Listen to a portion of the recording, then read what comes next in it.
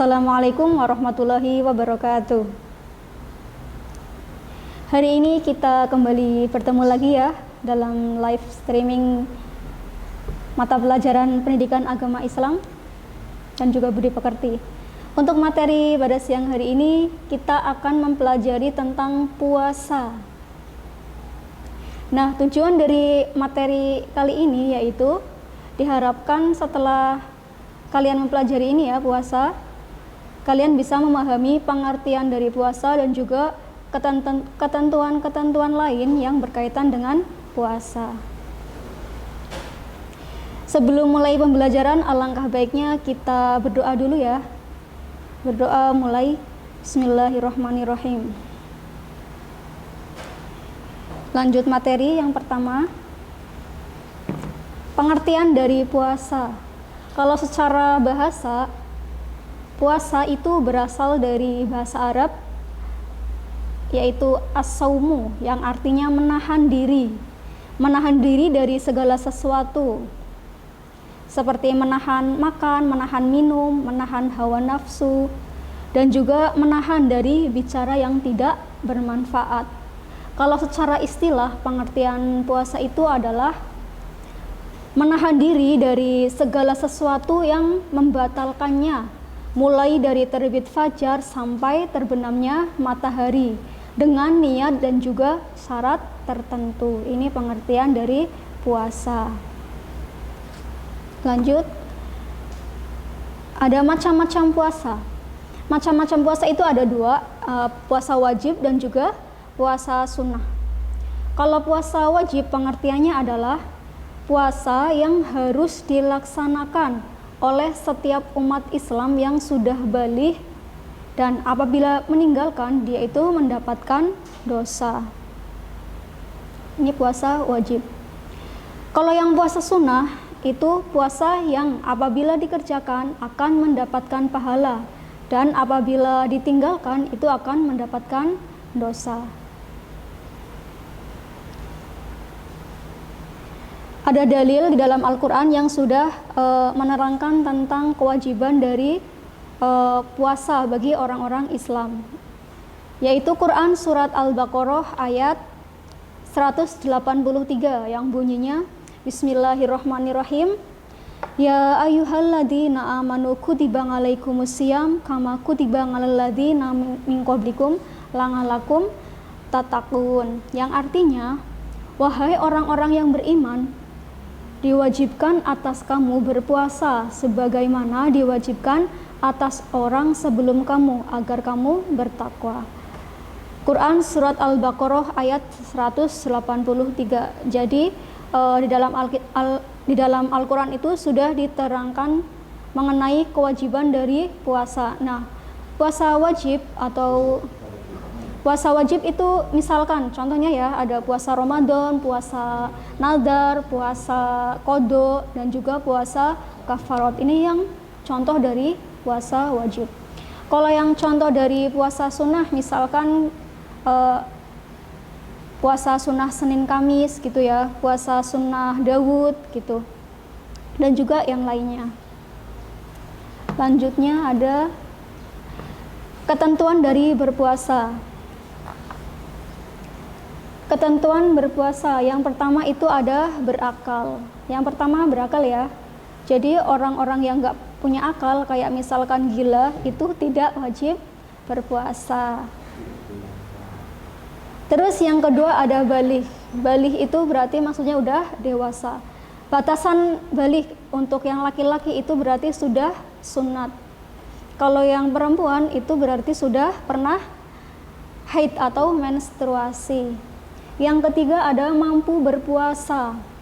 Mampu berpuasa berarti dia itu kuat menahan lapar dan juga haus dari mulai terbit fajar sampai dengan terbenamnya matahari. Kuat menahan berarti ya.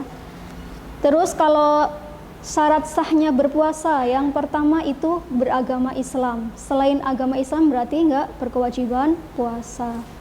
Yang kedua ada mumayyiz. Mumayyiz itu berarti sudah bisa membedakan mana yang baik dan juga mana yang jelek. Terus yang kedua Yang ketiga, suci dari darah haid dan juga nifas. Ini bagi yang perempuan. Yang keempat, dalam waktu yang diperbolehkan berpuasa. Kalau waktu yang diharamkan untuk berpuasa, ini contohnya adalah pada saat Hari Raya Idul Fitri, terus pada saat Hari Raya Idul Adha, terus seperti pada saat hari-hari tasyrik gitu ya, tanggal 11, 12, 13 Dzulhijjah. Itu tidak boleh berpuasa. Selain itu boleh. Selanjutnya, rukun berpuasa. Rukun berpuasa itu ada 2, yaitu niat untuk berpuasa. Niatnya sudah tahu semua ya. Dibaca bareng-bareng ya. Bismillahirrahmanirrahim. Niat berpuasa. Nawaitu soma godin an adai fardi syahri Ramadhani fardo lillahi ta'ala. Itu niat untuk yang puasa Ramadan. Terus rukun yang kedua adalah menahan diri dari segala sesuatu yang membatalkan puasa, mulai dari terbit fajar sampai terbenamnya matahari. Lanjut, hal-hal yang membatalkan puasa itu ada 6. Hal-hal yang membatalkan puasa, yang pertama itu ada makan dan juga minum. Kalau kalian sengaja lagi puasa kok pura-pura lupa, tiba-tiba makan ataupun minum, berarti puasanya batal. Yang kedua, muntah yang disengaja atau dibuat-buat. Muntah yang disengaja, misalkan kalian lagi gosok gigi, tapi gosok giginya terlalu dalam gitu ya, itu kan bisa muntah juga ya, berarti kan itu muntah yang disengaja. Itu juga membatalkan puasa. Yang ketiga, berhubungan badan suami istri, ini bagi yang sudah menikah, itu juga membatalkan puasa. Yang keempat, keluar darah haid atau nifas, ini bagi yang perempuan. Kalau nifas itu berarti kalau haid itu berarti menstruasi ya, kalau nifas berarti darah yang keluar setelah melahirkan. Yang kelima, gila atau sakit jiwa.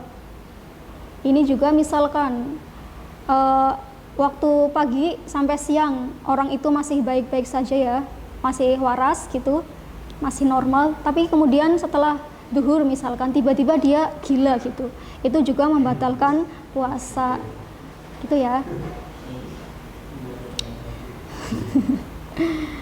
Yang terakhir ada keluar cairan mani dengan sengaja, itu juga membatalkan puasa.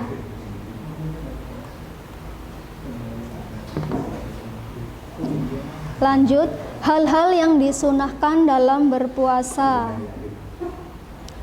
Yang pertama itu ada berdoa ketika berbuka puasa. Doanya tentunya kalian sudah hafal ya. Kita lafalkan bareng-bareng lagi biar nggak lupa. Bismillahirrahmanirrahim. Doa ketika berpuasa. Bismillahirrahmanirrahim. Allahumma lakasumtu wabika amantu wa ala rizkika aftartu dhahabad doma'u waftalatil auruku wasabatal ajru insyaallah. Itu doa berbuka puasa. Terus yang kedua, memperbanyak sedekah. Yang ketiga, sholat malam. Sholat malam berarti ya sholat tahajud lah ya, sholat tahajud, sholat tasbih, termasuk juga sholat taraweh. Terus yang keempat, tadarus Al-Quran. Membaca Al-Quran, entah kalian di musola, di masjid, di rumah, itu juga bagus ya, menambah pahala. Lanjutnya, hal-hal yang mengurangi pahala puasa. Yang pertama, membicarakan kejelekan orang lain. Nah, pada saat kalian berpuasa, kok kalian ngerasani temennya atau ngerasani orang lain, ghibah, itu berarti pahala puasa kalian itu dikurangi. Terus yang kedua, berbohong. Berbohong juga bisa mengurangi pahala puasa. Puasanya tetap sah, tetapi pahalanya yang dikurangi. Yang ketiga, mencaci maki orang lain.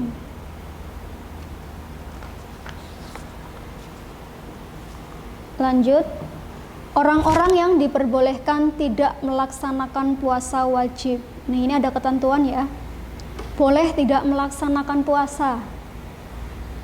Yang pertama itu adalah orang yang sedang sakit.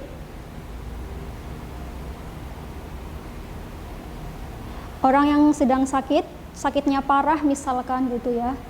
Berarti kan tidak kuat menahan lapar dan juga haus ya, karena sedang sakit, itu boleh tidak melaksanakan puasa. Terus yang kedua, orang yang sedang dalam perjalanan jauh, itu juga boleh tidak melaksanakan puasa. Terus yang ketiga, orang tua yang sudah renta, orang yang sudah tua banget, itu kan nggak kuat ya, otomatis nggak kuat melaksanakan puasa. Yang keempat, orang yang sedang hamil atau menyusui, ini juga boleh tidak melaksanakan puasa. Tetapi dalam ketentuan ini boleh tidak melaksanakan puasa wajib, tetapi orang-orang ini harus mengganti di kemudian hari. Kalau misalkan tidak memungkinkan mengganti di kemudian hari, ini mengganti dengan fidyah ataupun sodakoh gitu. Kayak misalkan orang yang sedang sakit, tapi dia ada kemungkinan sembuh. Orang yang sakit parah pada saat puasa Ramadan misalkan, tetapi dia ada kemungkinan bisa sembuh, itu wajib mengganti atau mengkodok puasanya di kemudian hari. Tetapi kalau misalkan orang yang sakit parah ini tidak mungkin sembuh, nggak mungkin sembuh lagi gitu ya, itu maka itu berarti wajib mengganti dengan fidyah atau sodakoh gitu ya, fidyah kepada orang-orang miskin.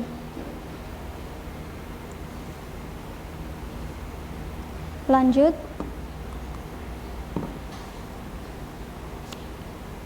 macam-macam puasa wajib. Tadi puasa Ramadan berarti puasa wajib yang dilaksanakan pada saat bulan Ramadan. Kalau puasa nadar berarti puasa yang dilakukan ketika memiliki janji kebaikan yang pernah diucapkan. Kayak misalkan saya nazar kalau misalkan saya di SMP nanti jadi juara 1 di kelas, saya mau puasa 3 hari. Nah, karena dia sudah berjanji untuk melaksanakan puasa, berarti dia harus melaksanakan puasanya ya. Kalau lupa nggak bisa, itu dosa itu ya, karena itu termasuk puasa wajib. Yang ketiga, puasa kodok itu berarti puasa pengganti.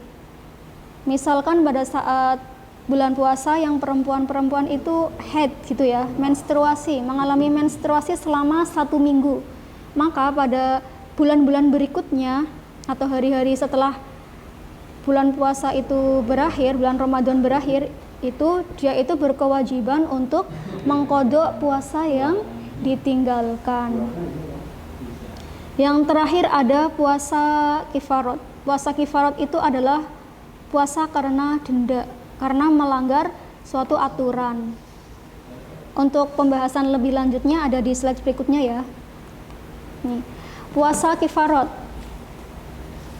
Puasa kifarat adalah puasa yang wajib dilakukan karena melanggar suatu aturan yang telah ditentukan. Macam-macam puasa kifarat nih ya.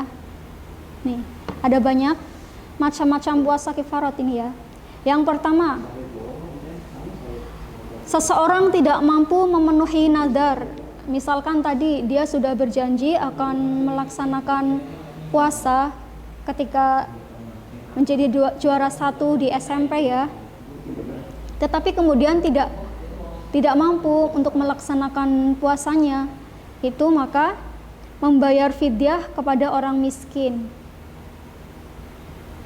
atau puasa 3 hari. Terus yang kedua, berkumpul dengan istri pada siang hari di bulan Ramadan. Nah, ini dendanya apa? Yaitu dendanya puasa 2 bulan berturut-turut. Ini nggak boleh berhenti ya. Kalau misalkan baru puasa 10 hari tapi kok sudah berhenti, berarti dia mengulang dari awal. Nggak boleh berhenti, harus berturut-turut. Yang ketiga, membunuh dengan tidak sengaja. Misalkan kalian sedang menaiki sepeda motor, Kemudian ada orang yang nyebrang gitu ya, nyebrang tapi mendadak gitu kan otomatis ketabrak ya sama kalian. Itu ada dendanya, yaitu memerdekakan hamba. Tapi kan kalau sekarang nggak ada budak ya, nggak ada hamba, berarti kalian harus membayar kifarat, yaitu melaksanakan puasa selama 2 bulan berturut-turut. Yang keempat, melakukan zihar kepada istrinya. Zihar itu berarti menyamakan seorang istri dengan ibu kandungnya, menganggap istrinya mirip dengan ibunya, itu namanya zihar. Hukumnya itu adalah haram ya, ada hukumannya, yaitu memerdekakan hamba sahaya atau puasa 2 bulan berturut-turut. Yang kelima, mencukur rambut ketika ihram, itu dendanya adalah memberikan sedekah kepada 6 orang fakir miskin. Tetapi kalau tidak mampu, boleh melaksanakan puasa 3 hari. Yang keenam, berburu ketika ihram. Dendanya itu ditentukan oleh hakim yang dinilai jujur. Yang ketujuh, mengerjakan haji dengan cara tamatu atau kiron. Dendanya yaitu menyembelih kambing. Kalau nggak mampu untuk menyembelih kambing, berarti dia harus melaksanakan puasa selama 10 hari. 3 hari di tanah haram pada saat ihram, dan 7 hari pada saat dia itu sudah kembali ke tanah air. Ya. Terima kasih. Cukup sekian ya materi dari Bu Aziza. Bila ada yang kurang paham, kalian bisa buka-buka lagi ya buku paketnya. Billahi taufiq wal hidayah. Wassalamualaikum warahmatullahi wabarakatuh.